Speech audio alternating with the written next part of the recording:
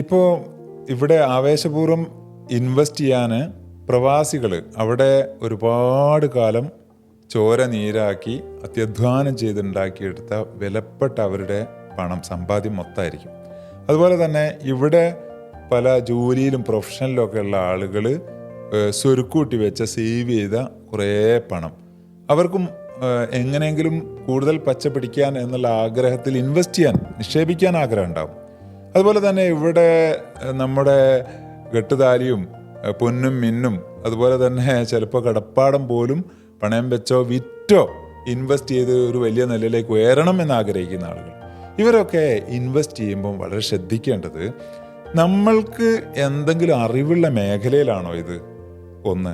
രണ്ടാമത്തത്, നമ്മൾ ആക്റ്റീവായിട്ട് ഫുൾ ടൈം ആയിട്ട് ഇതിൽ പണിയെടുക്കുകയും അതിൽ ഇൻവോൾവ് ചെയ്യുകയും ചെയ്യുന്നുണ്ടാവുമോ? പിന്നെ ഇത് ഏത് സ്ഥലത്താണ്, ഏത് മാർക്കറ്റിലാണ്, ഏത് കസ്റ്റമേഴ്സിനെയാണ് ഇത് ലക്ഷ്യം വെക്കുന്നത്? അതുപോലെ തന്നെ ഇതിൻ്റെ പ്രോഫിറ്റ് മാർജിൻ എത്രത്തോളം ഉണ്ട്?